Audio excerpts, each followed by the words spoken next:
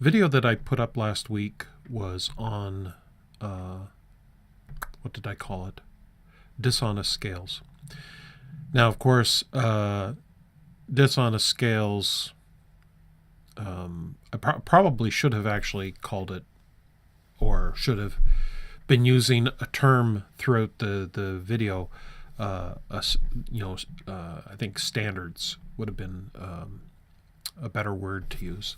The idea that you have a standard that is consistent, from one situation to another, so that in the case of the dishonest scales, or the different not using different weights and measures, where what we're really talking about is we're talking about all weights kind of have to follow the same standard. You can't have a standard of what 1 pound or 1 kilogram might represent, and then someone else have a set of weights where their 1 pound or their 1 kg weight strangely is heavier or lighter than the standard.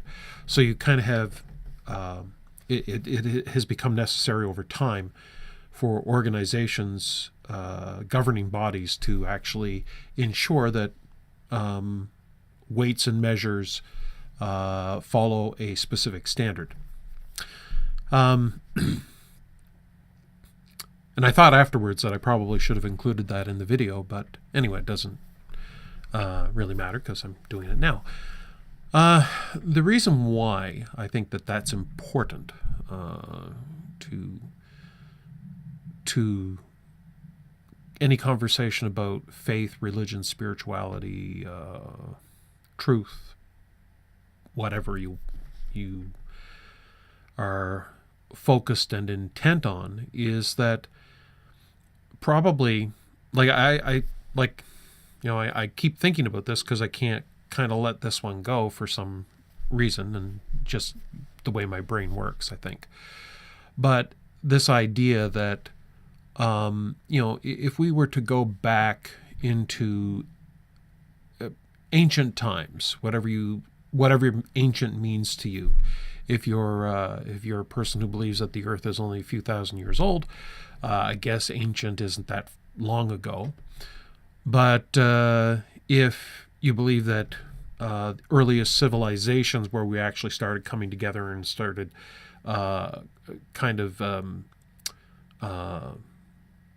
where what we might call, where civilization actually had its beginnings with human beings, then we can go back a little further, and I could see how in those earliest of times, one of the first problems that would arise and need to be solved would be resolving disputes that would pertain to these dishonest scales.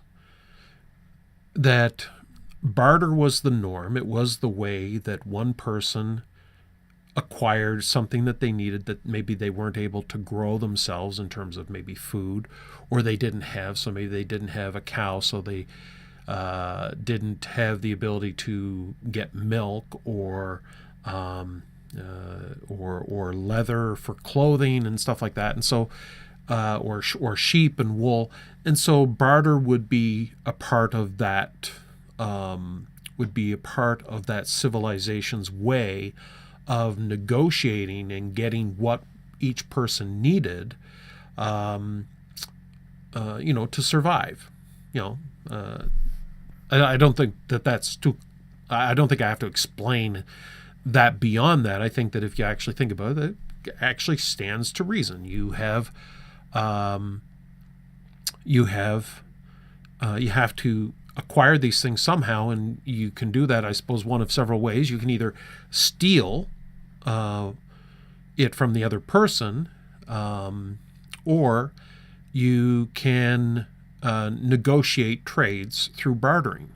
And in negotiating trades through bartering, ultimately, as time would go on, I could see it just naturally, an evolution where where people would be trying to create standards, because obviously if you were doing trading, and you found out that your competitors were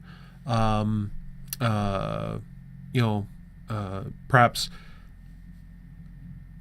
were offering their products, let's say at for less money than what you were.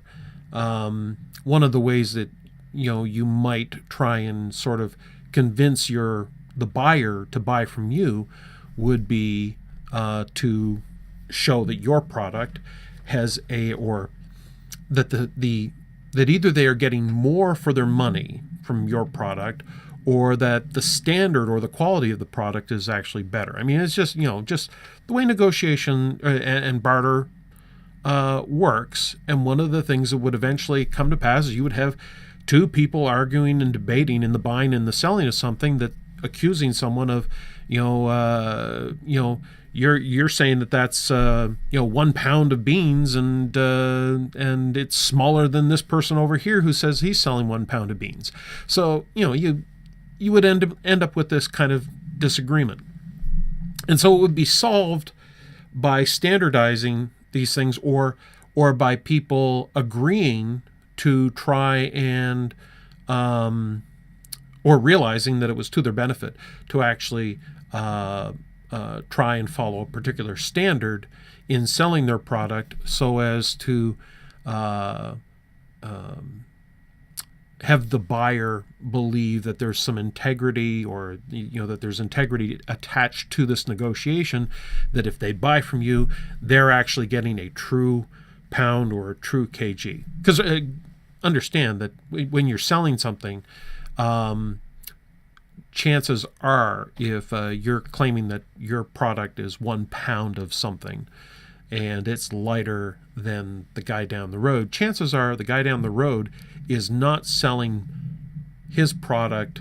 He's not selling more of his product for the same amount of money. You're actually selling less of yours and expecting more money. Okay, so it's it's kind of like the give and take of commerce, and that's just the way I think that it seems natural that it would have been, and particularly in those early days when life would have been a lot harder. Producing 1 pound of beans in your garden would take a heck of a lot more work than it would take for someone to produce a pound of beans in their garden today. They didn't have tillers and tractors and plows and things like that to break up the ground. It took a lot more work to plant their gardens. So there was a lot more of their sweat and invested in producing these things, and it was more important to them not to experience a loss in the commerce that eventually would take place after a harvest. There was too much at stake. Usually survival, maybe not so much in areas where the winters were a lot gentler, but I could see, as you would move north, in Europe and Asia and in North America, as you move north into colder climes, you have to survive winter and calculate that into how you prepare for winter. And that means that there's a lot more at stake. Today you might wish to entertain some kind of utopic situation where people just grow their food and they give it all away and everybody's just happy and kumbaya. I did tell you that I had a stroke, so sometimes my speech gets a little twisted. Come to think of it, even before I had the stroke, my speech sometimes would go that way, and I just edited it out. I don't know if I will, but anyway, I might. If I do, then you won't hear this and it won't matter. But anyway,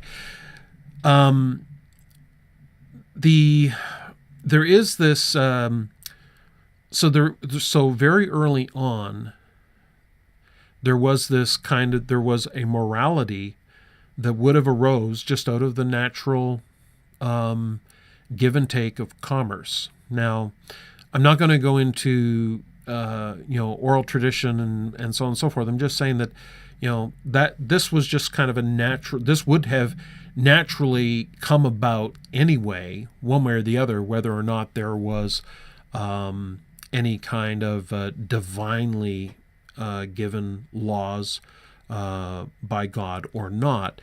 That many of the things that we understand to be morality would have eventually come out of our interactions with each other. The proof of this is important because it brings me to kind of the another idea that I saw being important and being connected to this idea of differing weights and measures.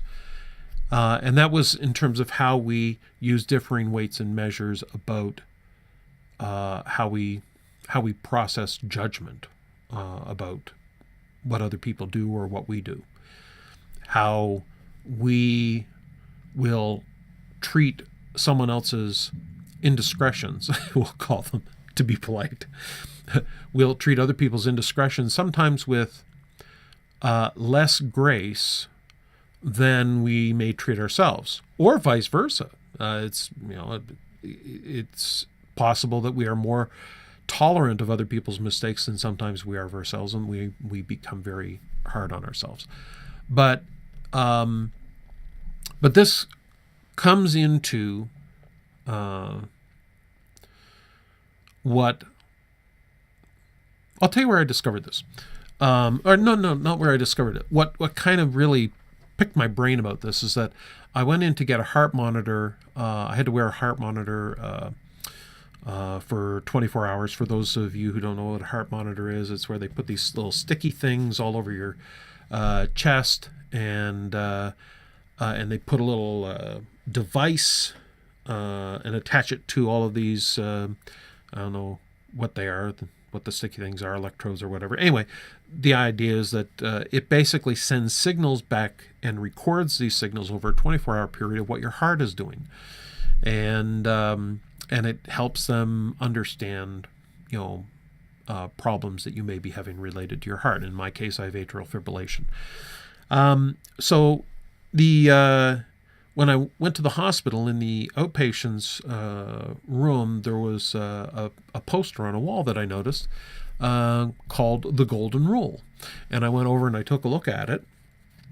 And I thought, oh, this is kind of fascinating. And it had all of the different major religions in the world listed, and it gave a little blurb or a little verse from their holy texts, whatever it happened to be, that showed how this idea of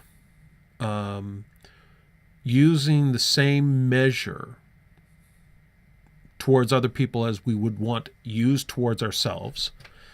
The reason why nobody disagrees, or why I don't think many people would disagree with the idea that dishonest scales is wrong, because nobody wants to have somebody sell something to them and rip them off by using a dishonest standard. I think that's reasonable to believe that most people would not want that, including the people that use dishonest scales. They don't want somebody else ripping them off. I have heard of some people, it's almost like there's a badge of honor. It's kind of like if somebody ripped them off, they say, oh, wow, I got ripped off. They're so smart. I have so much respect for them. I suppose there are certain people with certain pathologies that might be like that. But for most of us, we don't want to be ripped off.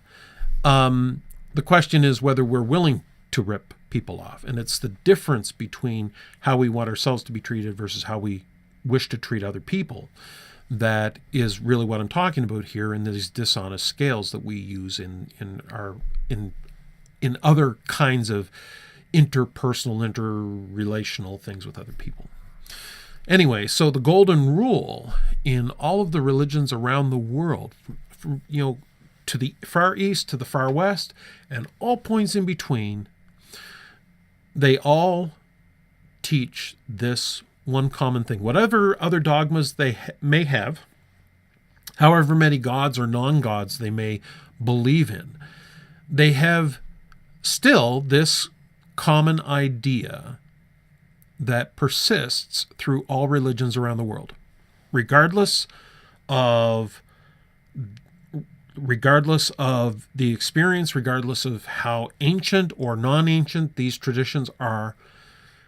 Inside of their scriptures, they all agree that this idea of how we treat other people should reflect how we ourselves want to be treated is consistent with all of these religions. And of course, for Noahides who come out of Christianity, we were more familiar with the idea of the golden rule being Jesus' statement, do unto others as you would have them do unto you. When we came to the Torah, we realized that, Jesus really wasn't saying anything new. In fact, a lot of the stuff that Jesus said wasn't really that new, because a lot of stuff was just often a regurg of, that was probably not correct to say that.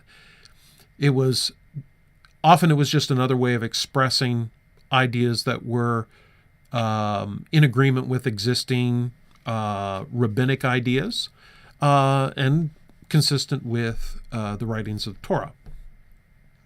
Now, the idea with do unto others as you'd have them do unto you, a generation earlier, Rabbi Hillel in Judaism said, while the famous story that was passed on is that when somebody challenged him, I'll follow the oral tradition, I'll convert and follow the oral tradition if you can teach me the Torah while standing on one foot, or something to that effect. And Rabbi Hillel said, what you find hateful to yourself, do not do to another person. The rest is commentary. Go and study. And so the idea is that there seemed to be this, after you study any religious idea and philosophy and spend your time immersed into it, if it doesn't bring you to this point of understanding that the highest obligation that we have, as much as many people want to make it to love God first, I think that there is an idea that was written in the New Testament that I do kind of like and have to agree to its meaning. And that is this: how can you say that you love God, who you have not seen, but do not love man, who you have seen? In other words, it can become very easy for us to, as religionists, and particularly as if you're a fundamentalist, where somehow you believe that you are serving God's higher purposes while hating people.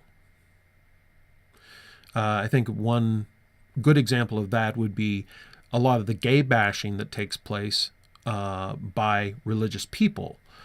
And in doing so, they are expressing, oh, well, we're not saying we hate homosexuals. We just hate sin. We love the sinner. We hate the sin. I'm willing to bet that there's not too many gay people who feel like they are being loved when they are experiencing some of the pronouncements and some of the judgments from these people. But we can get caught up in claiming that we're doing what we're doing for God and lose sight of the fact that, none of us have really seen God. And have you ever contemplated the possibility that maybe he doesn't exist? Some people are even scared to think about that. I used to be.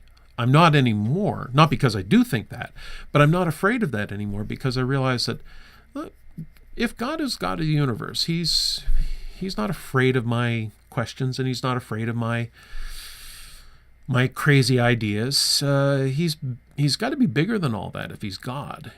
Unless he's just like a petulant, whiny God who wants everything his way all the time. And if that's the case, then he really screwed up by putting so many people on this planet who inevitably have their own opinions about almost everything. You can't put two people in the same room and have them agree on everything altogether. So the idea that God was looking for kind of this autonomous, like all of us being these robots believing the same things, just doesn't fit. And that's the challenge in all of this. It's the challenge of how we, in our connection to other people, in our relationships to other people, are able to accommodate difference, is really what it comes down to. And the address or the answer that the religions of the world have been giving has been pretty constant and still not heeded. And that is that the way we treat other people is the way we should want ourselves to be treated. I don't really like the way Jesus put it. I like the way Rabbi Hillel put it. And if I go to some of the other traditions like Buddhism and Confucianism, that it seems to be more reminiscent of this idea that what you find hateful to yourself, don't do to another person, is probably a better rule to follow than just do unto others as you would have them do unto you, because you can justify all kinds of weird stuff to justify how you behave. It's kind of like, do unto others as you would have them do unto you. Well, would you want other people to give you $1 million if they had it? Well, yeah. Well, so if I had $1 million, I would be willing to give it to other people, wouldn't I? And since I don't have $1 million, I really don't have to contemplate that. But because I know that I would be willing to do that, at least I'm going to tell myself in the argument that I'm willing to do that, it means that I shouldn't feel bad if I want to take $1 million from someone else. Maybe not in theft, but I say this kind of like there are people who embrace a certain philosophy that believes that other people, people that own a lot, have somehow acquired it by dishonest means, because who could get that rich by being a good person, a good, decent person? So, kind of like, so you can end up with some strangely acquired thought processes if you're just going to measure, like, do unto others as you would have them do unto you. You can get to some weird stuff. I like the one that says, what really bothers you when other people do it to you, just don't do it to them. Just don't do it to them. Because generally, in that sense, we're all the same. We don't want people lying about us. We don't want people gossiping about us. We don't want people stealing from us. We don't want people abusing us. Few and far between, we could find something where that we would be willing to allow other people to do to us that... No, I said that wrong. Let me restate that. Few and far between, it would be hard to find something that you find that you would not mind someone doing to you that would be a hurtful thing that you could do to someone else. I suppose I'd have to think about this one now that I've actually said that. I don't know, parenting children could be an exception to the rule. I don't have any kids, but I could just imagine that might be an exception to the rule. Kind of like, parent trying to get their kid to do something that, do not do to another person what you would not. Do you want your kid do you want your kid sending you to your room? Well, then that means you can't do it to them. Anyway, that's a whole other topic. But I think in terms of, as we get older, and even the stuff we teach kids is kind of like, if you don't want somebody else doing that to you, why are you doing it to them? It's a way that we try to teach them right from wrong. So anyway, I just want to I just wanted to kind of get to show the connection between dishonest scales and this idea of that the basis of much of our moral thinking worldwide in all religions is connected to this idea of differing measures. We can't use different measures in the natural world, and in the natural world in terms of doing commerce and barter, and we can't use dishonest scales or differing standards in terms of how we judge other people and their behavior, or how we treat other people, how we engage with other people. Anyway, so I want to say that, and I think that's it.